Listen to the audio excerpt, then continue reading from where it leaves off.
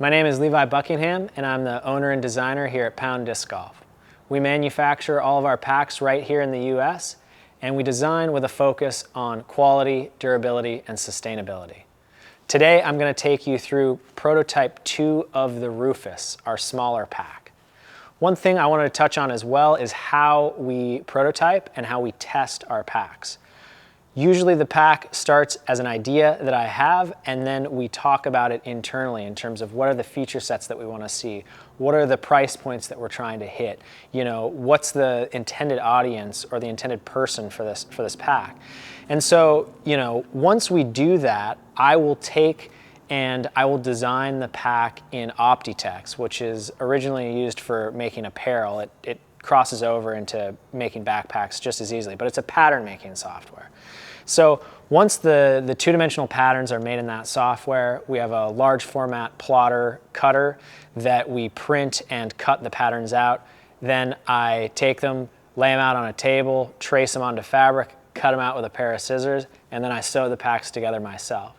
So all of these prototypes, started with an idea of mine and then are something that we talk about internally, and then I'll take these, I'll make the pattern sets, I'll cut the fabric, and I'll make the packs myself. And then we also take the packs and we test them internally as well. So between the three of us here in Portland, we have over 50 years of experience playing disc golf. So we've got plenty of experience, with what we want out of a pack, and also in terms of like the breadth and length of how things have developed in the game.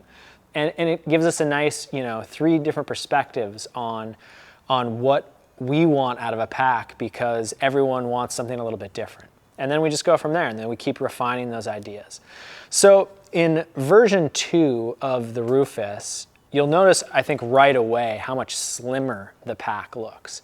And really, the putter pocket, the mouth of the putter pocket actually got wider. The main compartment stayed exactly the same. So all of that happened in the tapering and the adjustments that I made in the long pockets. The long pockets are still the same width at the bottom. So in this side of the pack, there is a insulated insert that fits a Carlton or Octothorpe, and now the Rufus, obviously. But, same width at the bottom, but tapers quite a bit at the top, maybe even too much. The other thing that we did is I moved the zipper. The zipper used to fall in line with this seam on the outside. And so I moved the zipper to the middle of the long pocket, hoping that would make the accessibility to the bottles in particular on one side or both sides a little bit better. The thing I noticed right away is by tapering as much as I did towards the top, it actually makes it even more difficult to get this long pocket open than it was on prototype 1, which had much wider, sort of boxier long pockets, but it was easier to kind of get those open because the fabric didn't taper towards the top.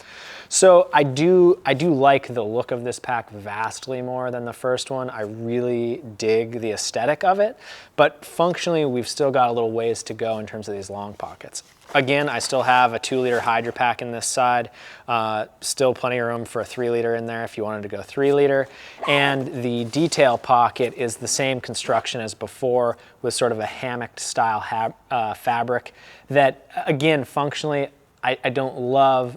I love the sleekness of the aesthetics, but don't love the functionality of this pocket yet. So that's something we're going to work on a little bit as well. As for the putter pocket, I feel like we made a huge leap forward, which is really nice. 2 putters, in and out, super easy. There's almost too much room now. We ended up bringing this putter pocket, like I was talking about in the first video. The mouth of this putter pocket, because it got wider, it actually meant that this whole piece of the upper putter pocket had to come further down on the back panel or the body panel in order to do that. And I think I actually might have even gone further down than I need to. Another way that you can manipulate volume in a pocket is by adding a curve. And so this pocket, it might be hard to actually see, but the top of this pocket, there's actually a little bit of curve here and a little bit of curve here. And what happens is when you put those 2 curves together, it pushes the mouth of this pocket out and creates more volume because, the length of a curve, say that this is, 12 inches wide. Well, if it's a straight line, it's 12 inches. but on a curve it might be 12 3/8 or 12 1/2 even. And so that creates a little bit of volume in that pocket, both in terms of pushing the mouth out, and creates a little bit more volume in terms of the length of the zipper itself, which affects whether the putters can go in and out as easy.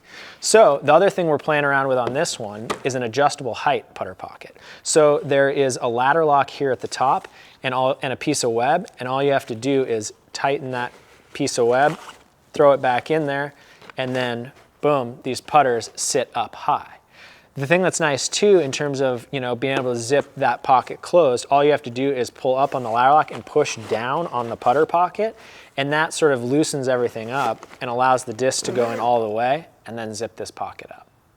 I'm still not in love either with the lack of structure here.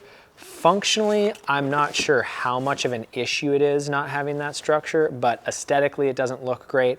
And it actually might hold the putters a little bit better to have a little bit of structure in that front of that putter pocket. So that's probably something I will play around with on the next version.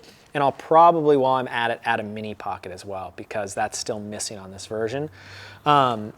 The other thing, I made a cutout here.